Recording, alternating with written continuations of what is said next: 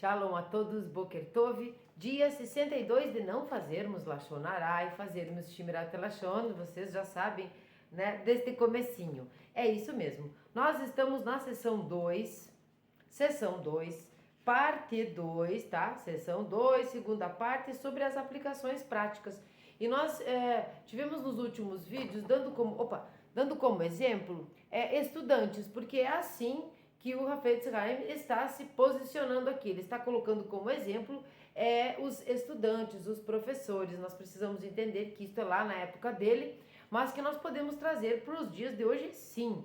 Então, nós estamos nas aplicações práticas. No dia 62, prejudicando um estudante. Nós já vimos que não se pode diagnosticar um estudante, então até mesmo um membro da nossa sociedade, da nossa comunidade, por exemplo, mas aqui é especificamente um estudante. Nós não podemos fazer isso, diagnosticar ele, falar para o corpo docente de uma escola, falar para os pais, falar para os colegas, porque isso pode prejudicar a vida escolar dele posteriormente. Mas também vimos em outra oportunidade quando nós devemos, eu digo como professores, por exemplo, quando é que sim deve ser admoestado, deve ser chamado, não só uma crítica construtiva, não só uma demonstração, mas chamado o pai, a mãe para conversar sobre aquele aluno, ou porque ele é meio endiabradinho na escola, ou porque ele não está acompanhando e tudo mais. Diagnosticar não podemos, isto é maledicência, isto é Lashon Hara. Por quê? Porque leva a prejudicar o estudante. Uma vida fracassada no estudo, uma vida fracassada na escola, também repercute no futuro, no futuro da sociedade, no futuro do emprego, de uma profissão, da vida mesmo dessa pessoa. Então não podemos fazer isso. E quando nós podemos fazer? Quando realmente é necessário, não bastou simplesmente perceber o aluno, você já entendeu que está complicado, você vai chamar o pai, vai conversar, o professor vai conversar com o pai, com a mãe, né? Vai falar então para o corpo docente, mas isso é muito melindroso aqui, muito sério, não é mesmo? Então, no dia 62, de não fazermos Lashon Hara e fazermos Shmirat Lashon, é prejudicando um estudante. Isto corresponde ao dia 2 de Kislev, no primeiro ciclo, e 3 de Sivan. Então, se você está em 2 de Kislev, é o 62. Se você está em 3 de Sivan, no segundo ciclo, é o 62. Nós vamos ler a máxima, mas primeiro nós vamos beber uma água. Baruch atah Adonai Eloheinu melech haolam, shekoni yad bidvaro.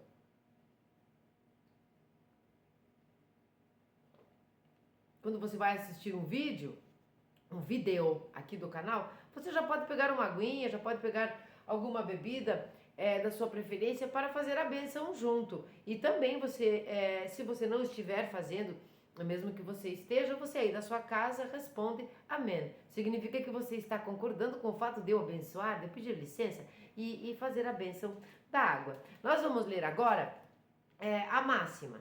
A pessoa deve se exercitar para evitar conversas desnecessárias na sinagoga e no recinto de estudos.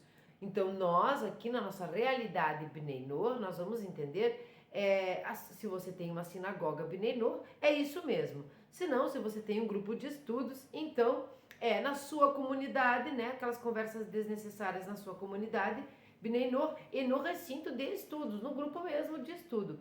Aqui no caso do judeu é a sinagoga e a yeshivá. Então, prejudicando o estudante.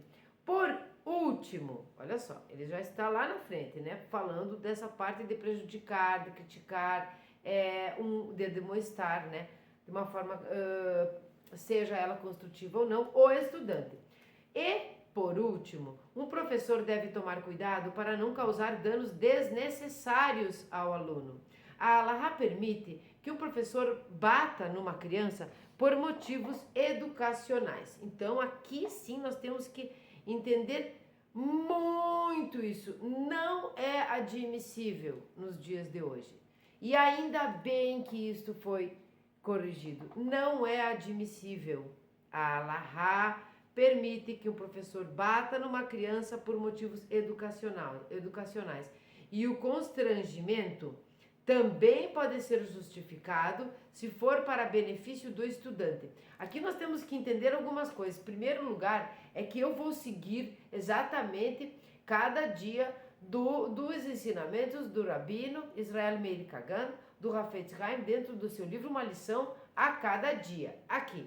Então é bom porque você pode ter comprado o livro e simplesmente ler, e aqui já abandonar o livro.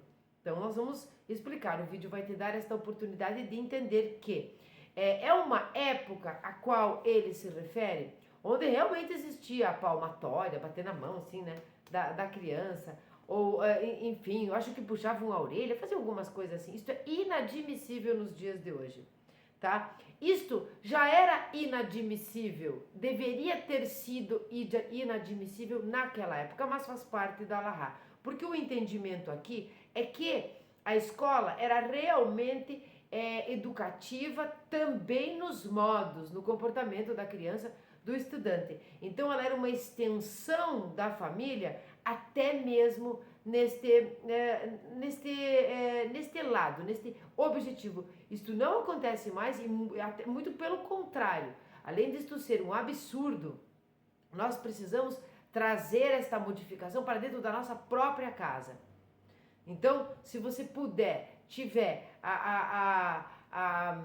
a oportunidade, eu não diria, mas você tiver essa consciência de que o corpo da outra pessoa, de que bater numa pessoa, você passou de todos os limites, você não atingiu, você ultrapassou esta parede de privacidade, de respeito que você tem pelo outro. Se você já tem essa consciência, não vai bater nem no seu filho. Nunca. Eu nunca levantei a minha mão para minha filha e nunca teve problema por conta disso.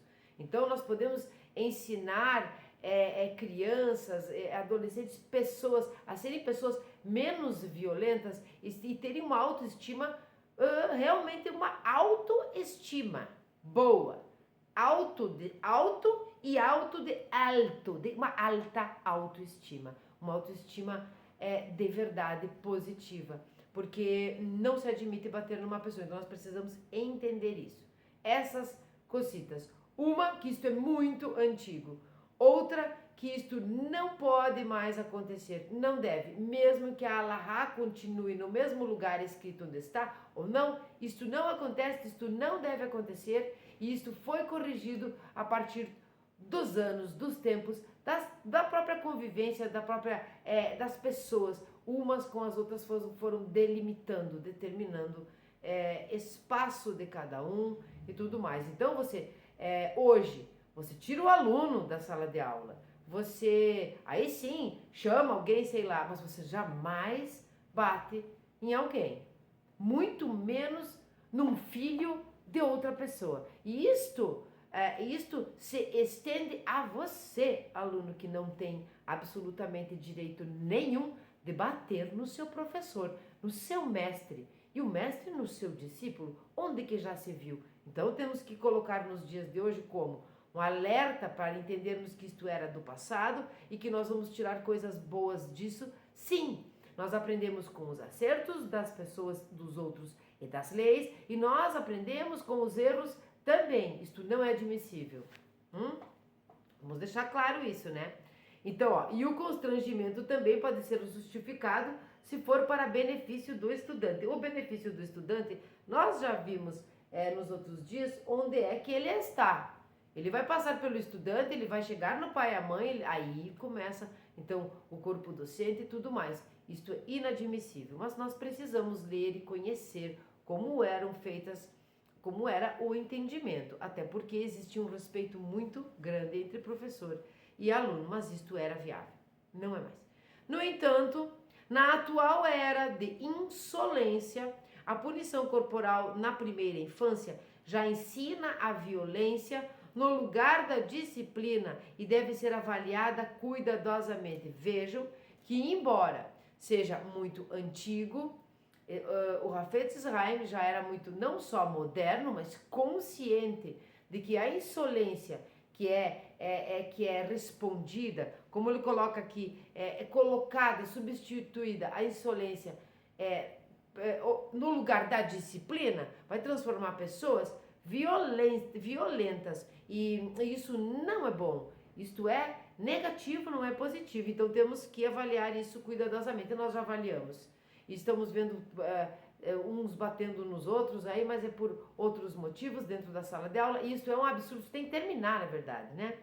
O abuso verbal por parte de um professor pode ter um efeito decididamente negativo nos seus alunos, inutilizando todos os esforços para educar os alunos em relação a Shimirata Lashon. Quer dizer, como é que você vai abusar verbalmente? Hoje, inclusive, é crime, né? Você pode... a violência não é só física. A violência hoje, lei aqui no Brasil, lei em todo mundo, em pouquíssimos lugares isso não é. E os que não é lei, a gente não gosta nem de falar.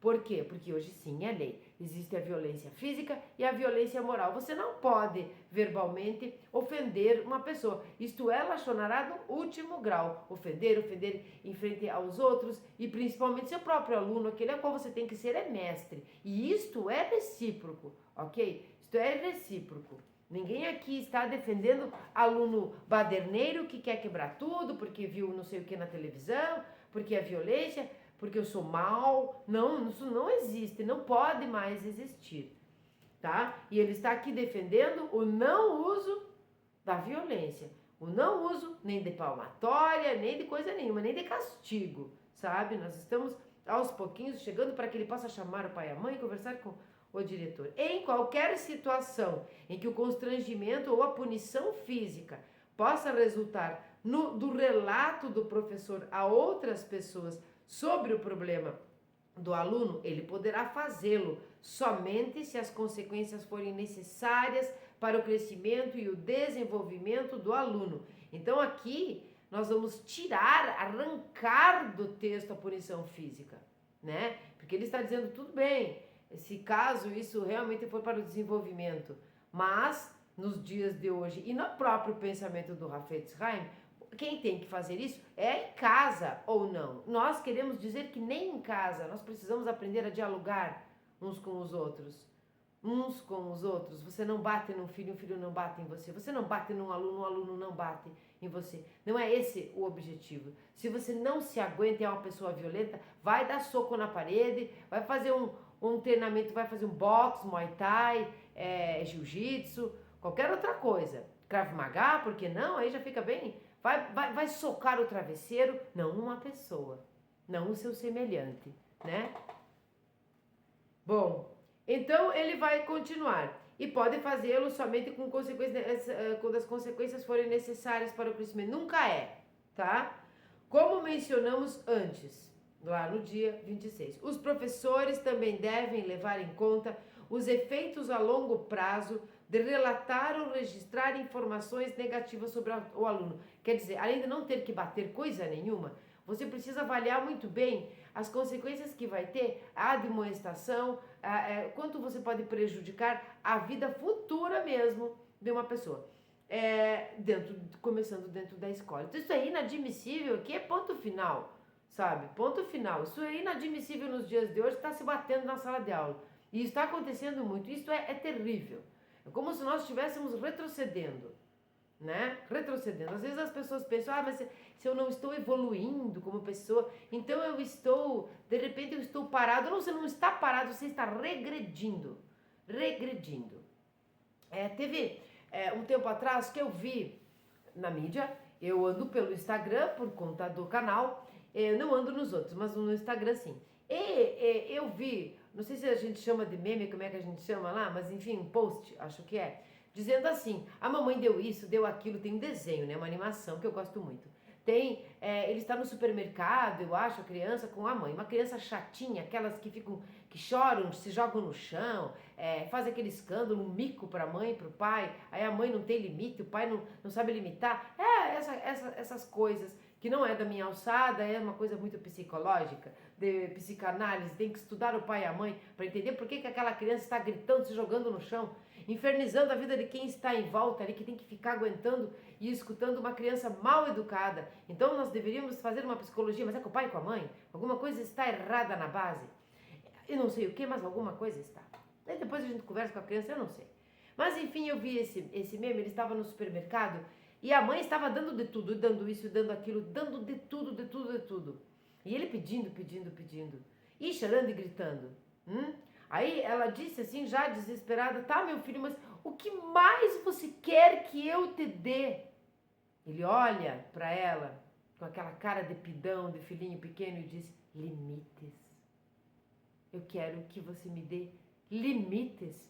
Porque a disciplina e o limite, quando uma criança tem isso eu posso dizer, eu não preciso ser psicóloga, eu não preciso ser psicanalista, eu preciso ser mãe e ser filha.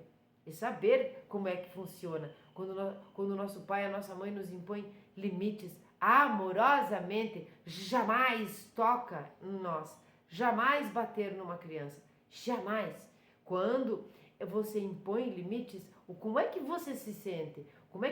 Lembre-se como é que você se sentiria quando sua mãe e seu pai lhe colocavam limites, você se sentia amado. Pode ser que não naquele momento, mas a posteriori, amado. Eles se preocupam comigo em pôr limites. Não me dê tudo o que eu te peço. Imponha limites. Eu quero o seu amor. Talvez você esteja preenchendo vazios em você, porque aí, se você der as coisas pro filho, você tem menos serviço. Você interte a criança. Mete na televisão, interte. Dá um brinquedo caro aqui, ele quebra lá, tu dá outro e vai indo assim. Você se livra dessa responsabilidade que deveria ser um prazer, um orgulho bom do bem, ensinar a criança o valor das coisas. E a criança, pelo seu lado, está ali recebendo e preenchendo um vazio, porque ela queria que estivesse preenchido de amor e de limite. Então, a gente vê aqui que é muito simples, não se bate em aluno, não se bate em professor, não se bate em mãe, não se bate em filho, se conversa. Se você tem preguiça, né? Então não pode ter filho. Não pode ter filho se você tem preguiça de educar. Quem ama, educa.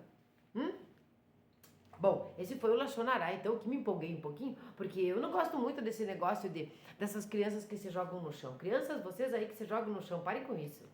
Peçam um limite pro papai e pra mamãe. Parem de querer coisa e bugiganga dentro de casa para chegar no futuro e ter que se desfazer de tudo. Agora eu quero uma vida minimalista, eu quero diminuir tudo. Encheu a vida de bugiganga, coisas que não prestavam para nada. Encha sua prateleira de livros. Encha seu coração de amor.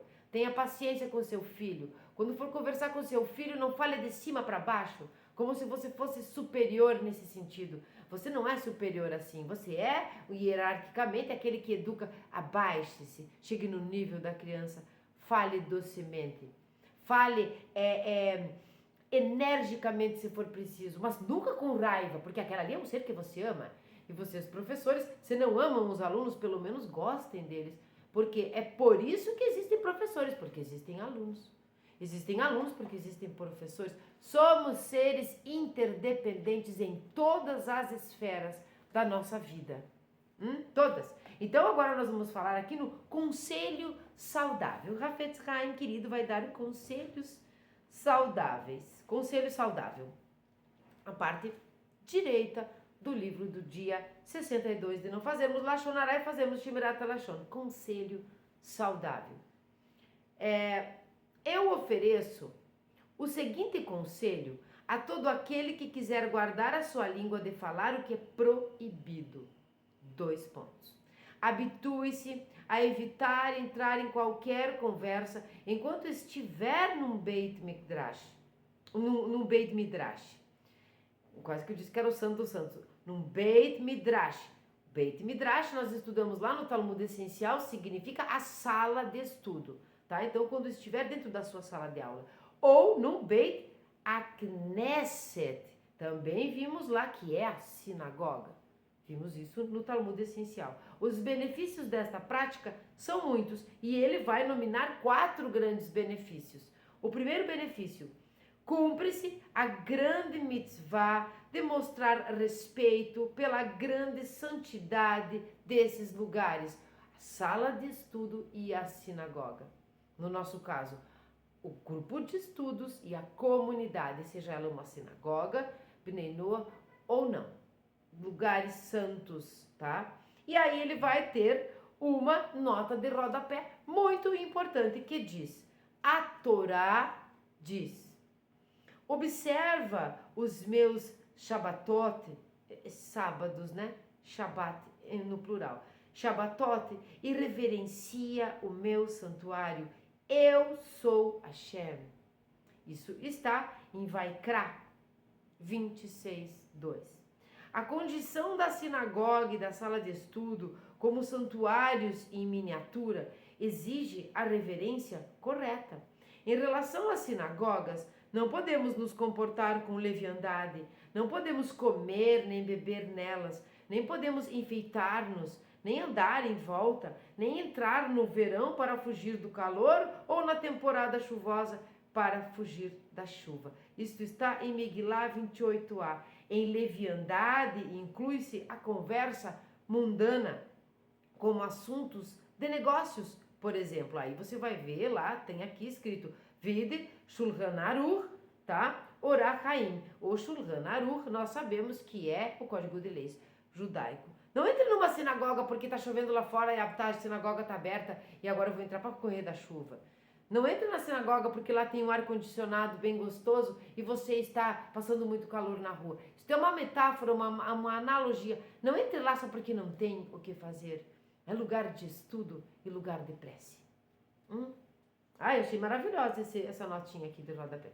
Os 2, nós estávamos no 1, né? 2. Como ele diz aqui, ele nominou 4. Então aqui é o 2. O estudo da Torá não é interrompido, tá? Então lá no dia 61 ele fala disso. E as orações tampouco. E não será ignorado nenhum amém ou ierechemerabá. Cada um deles é um tesouro insubstituível. Pelo contrário, desconsiderar essas respostas é um pecado grave. Então, quando eu faço a bênção aqui, fale amém na sua casa. Sempre fale amém. Quando você vê alguém abençoando, quando alguém está fazendo uma prece, após ela terminar, você concordando, você vai fazer aquele assim seja. Amém, com N no final. Nun sofit.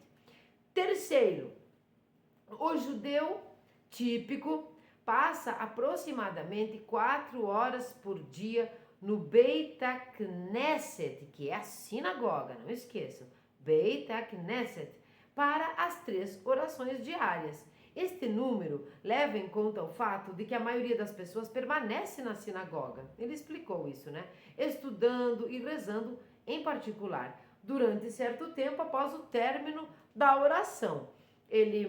Aqui ele tem outra nota de rodapé, onde está escrito: o Hafetz Haim escreveu estas palavras no final dos anos de 1800.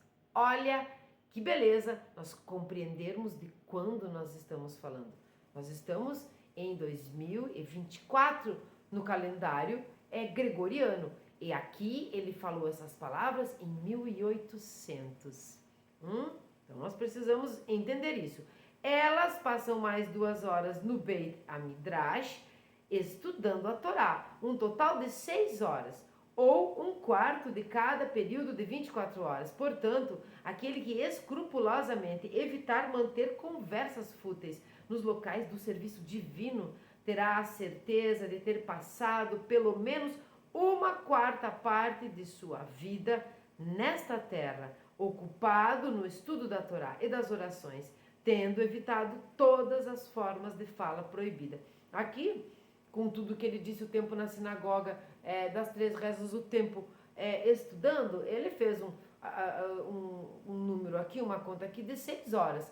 Pessoas que vão nas yeshivot, por exemplo, para estudar para o rabinato, é um pouco mais. É um estudo de até 15 horas por dia. De 10 a 15 horas por dia, né? Nós aqui estamos fazendo o nosso possível. Eu tenho, graças a Deus, Baruch Hashem, muita gratidão por Deus, que eu tenho todo o meu serviço aqui, meu serviço, não vou falar religioso porque eu não gosto dessa palavra, porque eu não gosto da palavra religião.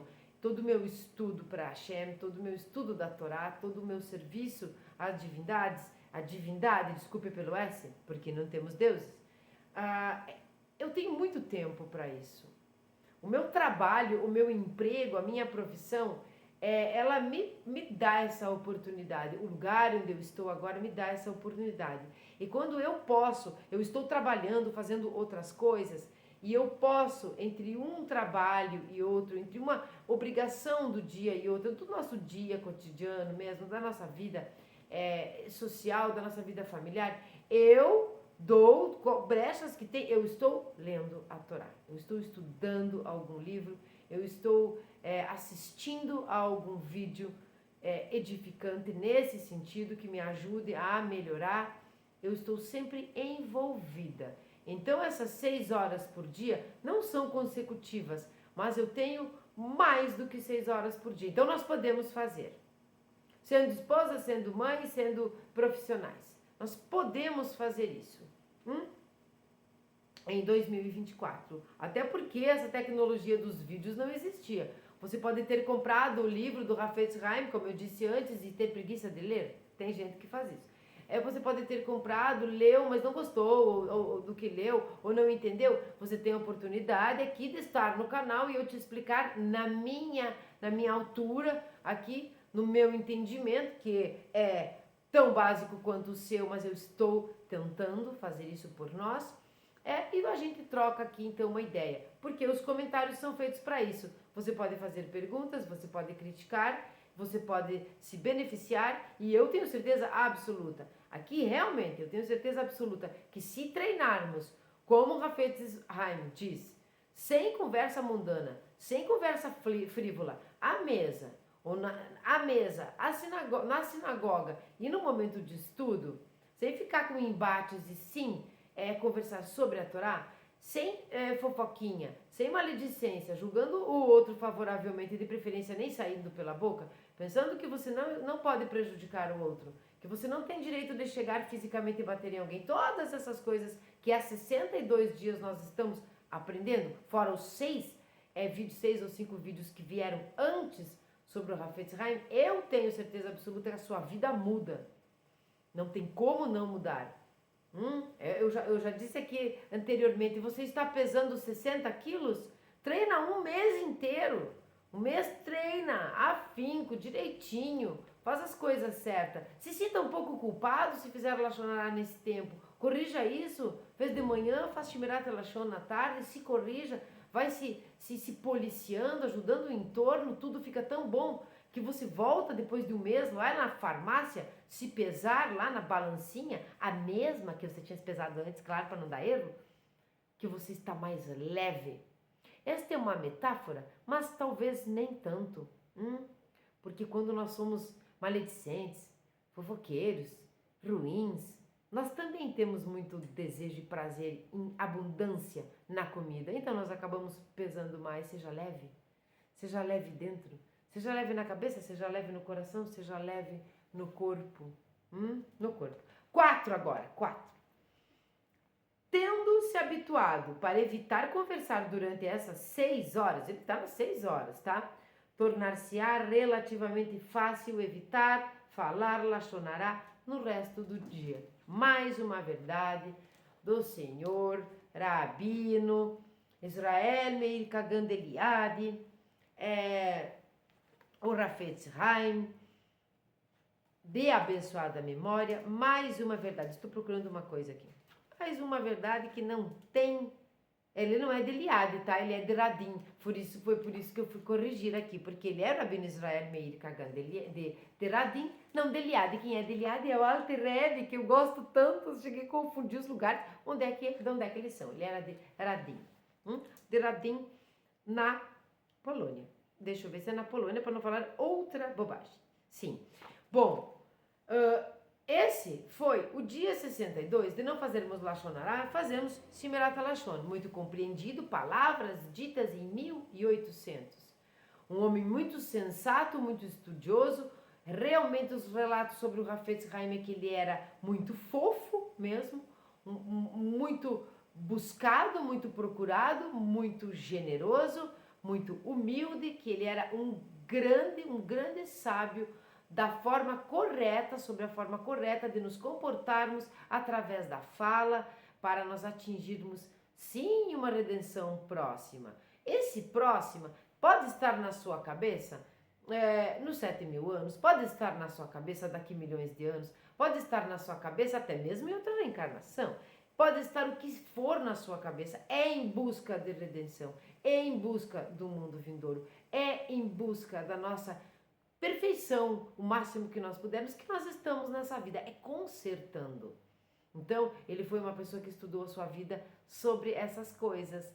Então, nós precisamos entender que mesmo assim, ele não está favorecendo, dizendo aqui, deve se bater. Ele está, desde aquela época, recriminando isso, enfatizando que não se pode trocar a disciplina por violência. Que nós estamos ali educando, então isso serve para filhos, isso serve para alunos, mas isso serve para nós todos. Nós todos. Não tem que admoestar a pessoa no coletivo, em frente a todo mundo. Nós já vimos como é que são os passos. Quando não tem resultado positivo no final, você está corrigindo essa pessoa porque você quer o bem dela, o bem da comunidade, ou porque você quer se mostrar, se exibir, ser autoritário, ser superior, ser melhor. Nós precisamos trabalhar isso. Eu tenho certeza absoluta. Gente, eu tenho certeza, tão certeza absoluta, porque nós estamos no YouTube e as pessoas não se conhecem, você conhece virtualmente, mas se vocês me conhecessem pessoalmente, saberiam o quanto isso é importante. Eu nunca fui uma pessoa fofoqueira, mas eu sempre convivi muito em meio de gente maledicente, muita conversa daqui, fulano fez isso, fulano fez aquilo, você viu aquilo, olha só, quem morreu, quem nasceu, é sempre um bombardeio muito grande. Eu não sabia me defender dessas coisas. Eu não sendo uma fofoqueira, eu sempre tinha aquela coisa assim, ó, vinha alguém pra mim, por exemplo, e falava, ou eu tinha que passar, melhor assim, eu tinha que passar uma informação, olha, fulano precisa fazer tal coisa, ele disse que isso, ou ele disse que aquilo, coisas que eu precisava comunicar. Eu tinha sempre, quase que sempre, tenho ainda um pouco, a pessoa me dizia de volta assim, e o que mais que ele falou? Mas quando é que ela vai? Mas quando é que ele chega? Mas quando é que baixa? Mas quando é que levanta? Mas quando é que... Não sei! Eu não perguntei. Estou te relatando o que a pessoa precisou me dizer para que eu te comunicasse este fato para determinadas ações. Eu não sei de nada mais, eu não pergunto nada. A pessoa me diz o que ela quiser me dizer. E de preferência, morre comigo. E vim nesse bombardeio a vida inteira, e é muito complicado.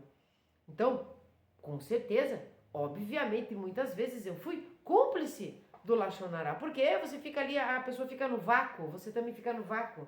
Sim, tô falando com você, não vai me responder? Aí você, sim, pois você viu, concorda? E quando você vê, já foi pego como um peixe na rede e já está falando mal. Já está fazendo isso.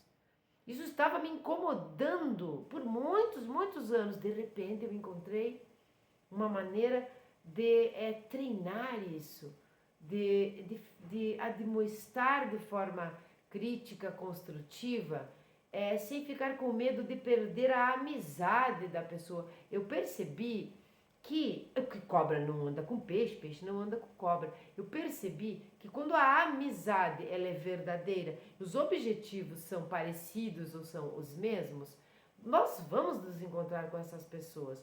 Você não precisa ser um fofoqueiro para pertencer. Você não precisa fazer a maledicência junto com o outro para não perder a companhia daquele outro, porque este outro não é a companhia ideal para você. Então você se melhora, que eu fiz, me melhorei. O entorno ficou melhor porque em vez de perder as pessoas, elas ganharam com isso e começaram a aprender também a fechar essa boca para coisas mundanas, para coisas que são desnecessárias, e nós vamos errar isso muito, mas nós vamos acertando. Então eu sei na vida prática que isso mudou a minha vida, por isso eu digo, se vocês me conhecessem, ver como hoje é tão difícil eu fazer assim. Tudo bem, então tchau. Então a gente conversa. Simplesmente. Sim, deixo algumas pessoas no vácuo. Deixo, mas não quero a sua maledicência, a sua fofoca, o seu Yetzer Hará tentando preencher alguma coisa, algum vazio em mim. Ou se encontrar com o meu Yetzer Hará e fazerem uma festa. Eu não quero isso. Então a vida muda. A vida muda. A pele muda. as sensações mudam, estamos realmente mais leves.